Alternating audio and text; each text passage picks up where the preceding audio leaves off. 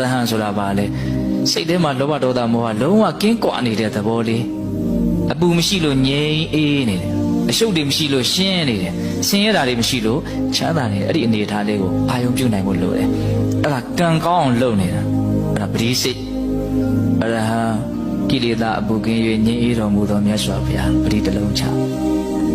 ပရိစိတ်ရင်ဘာအကျိုးရှိတော့အနည်းဆုံးတော့108ခေါက်တော့ဆင်ခြင်မိမယ်လေအဲ့တော့အရဟံလို့ဆိုနေတာတဲ့ဘုံဘုံကတော့အဓိပ္ပာယ်လေးပါတွဲပြီးတော့ဆိုနိုင်ရင်ပို့ပြီးတော့သဘောကျတယ်အရဟံကိလေသာအပူကင်း၍ငြိမ်းအေးတော်မူသောမြတ်စွာဘုရားတခါလည်းပအောင်လို့နော်အဲ့ဒါဘာလို့တာတော့ကံကောင်းအောင်လုပ်တာကံစိတ်ဥဒုအာရအကြောင်းတရားတွေကိုကောင်းအောင်ပြင်နိုင်မှဘုံဘုံတို့ရခြင်းတဲ့အကျိုးရလဒ်ကောင်းတွေထွက်မှာတရားကိုမျက်ချင်မပြတ်နဲ့ဟုတ်လားဟုတ်ကံကောင်းအောင်လုပ်ကံပြီးတော့ပါလားကံကောင်းအောင်နှစ်နည်းပြောမလို့ပြောနော်တနည်းရပါဆိုမေတ္တာတရားကိုယ်စေတနာလေးတွေဖြူရှင်တန်ရှင်းနေအောင်ကိုယ်ကံတွေမြင့်နေအောင်ကံတွေအစဉ်အတန်းရှိအောင်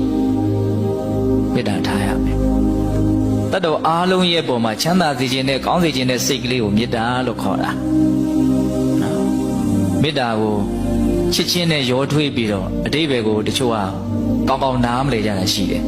မေတ္တာဆိုတာတတ်တော်အားလုံးရဲ့ပုံမှာချမ်းသာစေခြင်းလားဘေးရန်တွေကင်းစေခြင်းနဲ့ကျန်းမာရေးကောင်းစေခြင်းနဲ့နှလုံးစိမ်ဝမ်းငြိမ်းအေးစေခြင်းနဲ့အစင်မပြေတာဘာမှဖြစ်စေခြင်းဘူးအစင်ပြေတာတွေဒီဖြစ်စေခြင်းနဲ့ကောင်းစေခြင်းတတ္တဝါတွေရဲ့အကျိုးစီးပွားကိုလိုလားတဲ့စိတ်ကလေးအလွန်အဆင့်အတန်းမြင့်တဲ့စေတနာလေးအလွန်ကောင်းတယ်အဲ့ဒီမေတ္တာစိတ်ခဏခဏဖြစ်အောင်လုပ်ပြီးတော့လည်းပဲကိုယ့်ရဲ့ကံကိုမြင့်တင်ရမယ်နော်အဲ့ဒါကိုလည်းနှုတ်နဲ့အရင်ရွတ်ဆိုအလုံးသောတတ္တဝါတွေဘေးရန်ကင်းกว่าကိုယ်ရှိနေပြချမ်းသာချမ်းသာကြပါစေဒါလို့ဆိုရင်ရပြီအဲ့ဒါကိုထက်ခါရွတ်ဆိုနေကြရင်စိတ်ဝင်စားပြီးတော့ကိုယ်စိတ်ကအဲ့ဒီထဲမှာတက်ဝင်လာနိုင်လိမ့်မယ်အဲ့ဒါမေတ္တာတက်ဖြစ်လာမယ်ဝိရိယရှိဖို့လိုတယ်ကြိုးစားဖို့လိုတယ်နော်